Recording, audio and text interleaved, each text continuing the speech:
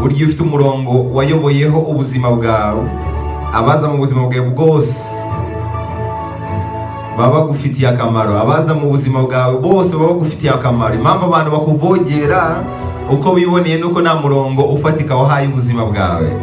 Impamvu abantu bari mu buzima bwawe nta mumaro babonaho nuko nawe ubwawe ujagaraye. Ntuzarenganya abantu b'imburamukoro bahora mu buzima bwawe, nuko ubuzima bwawe utabuhaye umurongo nka Rihana. Rihana yaravuze ngo ntushobora kugira ejo hazaza heza ukiri imbata y'ahahise. Abantu benshi ku isi ubuzima bwabo bushingiye ku hahise, ku buzima bubi banyuzemo.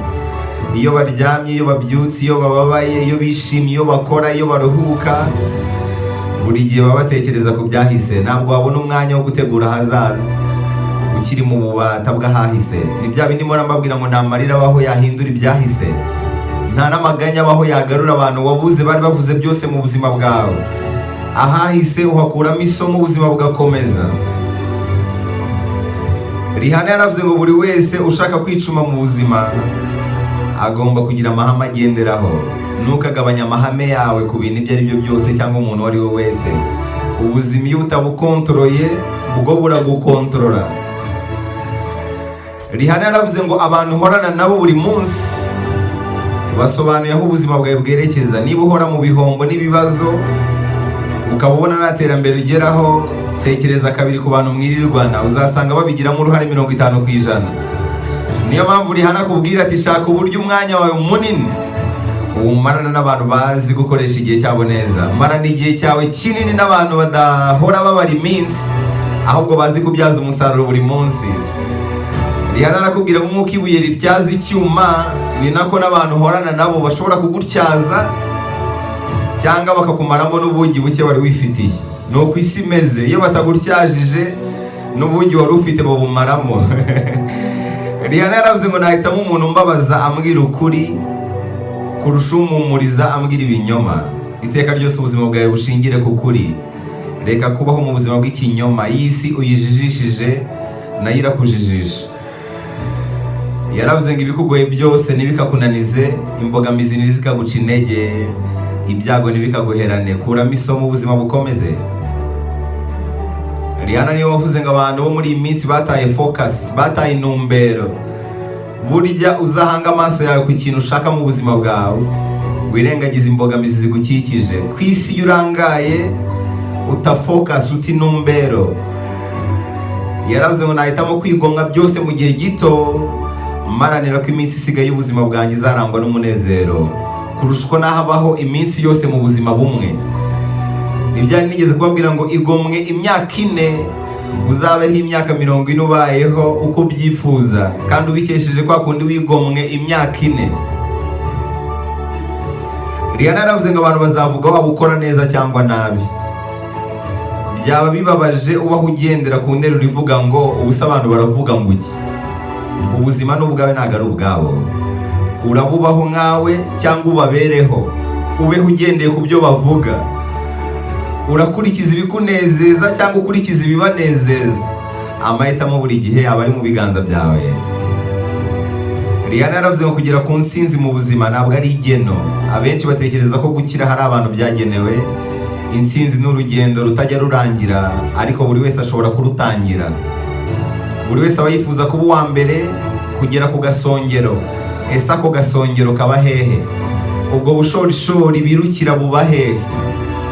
Burya witwa ko wagafashe iyo ubayeho bitandukanye n'ubuzima wahozemo. Niba wifuza inzu, hari umuntu wifuza amazi 1000 kuko afite amazi 100. Niba wifuza imodoka, hari ufite amamodoka 1000 wifuza indege, kandi mwese murashaka kugera ku bushorishori. Ubwo se ubwo bushorishori ni bumwe. Urashaka inzu imwe, hari ufite amazi 100, kandi mwese muri muraharanira kugera ku bushorishori.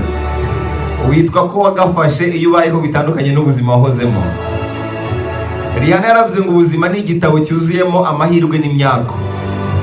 Nta mpamvu n'imwe udakwiye guhindura page. Nta mpamvu yo kuguma kuri page imwe y'igitabo kandi igitabo kirimo amapaje 100 y'amahirwe n'imyako. Hari igihe page uriho ari y'umwaka utabizi. Hari igihe page wabumbuye y'igitabo cy'ubuzima bwawe ari y'umwaka. Iyo ubonye byanze uhindura page. Narababwiye ngo akazi niba nta kashi ugakuramo, nta n'ibyishimo ukabona muhindura paje. Rihanna yaravuze ngo rimwe na rimwe bisaba kugerageza inshuro 1000 kugira ngo utsinde. Nibyo nababwiraga mu kanya, ushobora kugerageza guhindura paje y'ubuzima ukava kuri paje ya 4 ukajya ku ya 5 ugasanga wenda ya 5 nimbi kurusha indi wahozeho. Ntuzitege ko buri gihe nuhindura paje bizakugendekera neza. Ushobora gusanga iyo ugiye hari mbi kurusha iyo wagezeho, ariko ntibikakubuze kugerageza paje zindi. Jya no ku ya 6, ujye no ku ya 7, no ku ya 8, no ku ya 9. Ari igihe uzagera kuri paje ya 10 ubuzima bugahita buhinduka byiteka. Rihanna yaravuze ngo nta kintu na kimwe mu buzima cyiza mu buryo bworoshye, buri kimwe cyose uzageraho kizagusaba igitambo. Ibi na Shakira yarabivuze ku munsi w'ejo. Rihanna yaravuze ngo iyo umuryango ufunzwe usigaranye amahitamo abiri, kubivamo cyangwa gukomeza urugendo.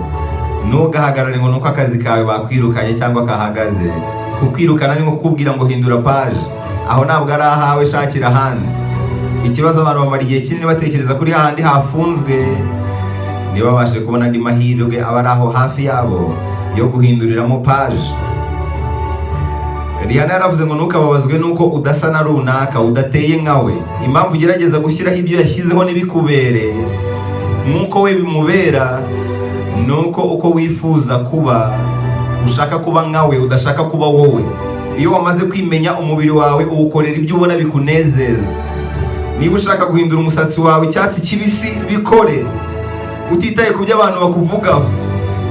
Bipfa kuba bikunejeje, uri kubaho ubuzima bwawe ntabwo ari ubwabo. Ikindi ujye wibuka ko nawe ushimisha bose. Iyo niyo si tubamo. Abantu benshi biyima ibyishimo kubera gutinya ibyo abandi bantu bari bubavugeho. Ese bari buvuge gute n'intambara deshire? Bari buvuge gute n'ikiraha Madrid? Uri kuberaho abantu, ntabwo uri kubaho nkawe. Rihanna yaravuze ngo ntuzigere na rimwe usuzugura ubushobozi bw'umugabo wagushyize mu kaga kubera amakosa ye. Nka bya bindi umunyarwanda yavuze ngo amakosa y'umugabo nibwo buryo bwe.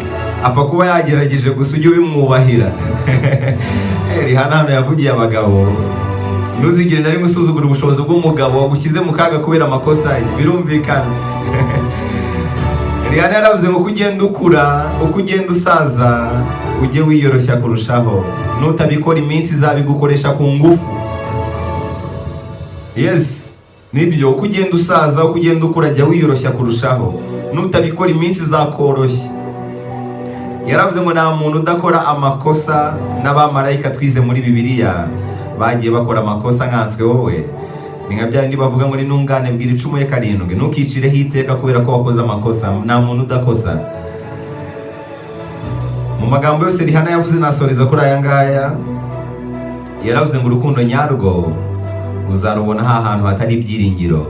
Cyagiye ntacyo gukora ufite, cyagiye waburaniwe, cyagiye nta cyizere ufite, hahandi wacikiye intege, nibwo uzabona abantu bagukunda bya nyabyo. Nibyo umunyarwanda yagize ati, inshuti uzazibonera mu byago.